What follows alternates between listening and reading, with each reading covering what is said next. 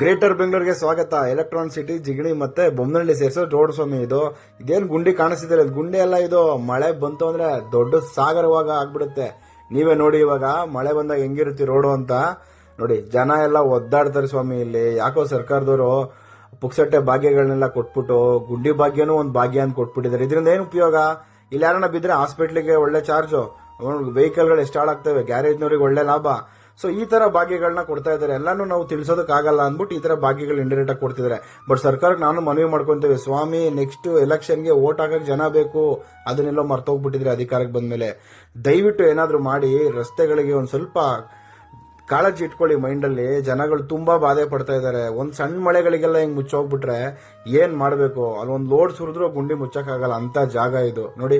ಎಷ್ಟೋ ಜನ ಓಡಾಡೋ ಜಾಗ, ಎಷ್ಟು ಬಾಧೆ ಪಡ್ತಿದ್ರೆ ಅಂದ್ರೆ ಪಕ್ಕದಲ್ಲಿ ಸ್ಕೂಲ್ಗಳಿದೆ, ಎಲ್ಲ ಇದೆ. ಜನಕ್ಕೆ ತೊಂದರೆ ಆಗ್ತಿದ್ದೀರಪ್ಪ. ದಯವಿಟ್ಟು ಸರ್ಕಾರದವ್ರು ಕಂಡ್ಬಿಟ್ಟು ನೋಡಿ, ಯಾರಾದ್ರೂ ಸರಿ. ಗ್ರೇಟರ್ ಬೆಂಗಳೂರು ಕಮ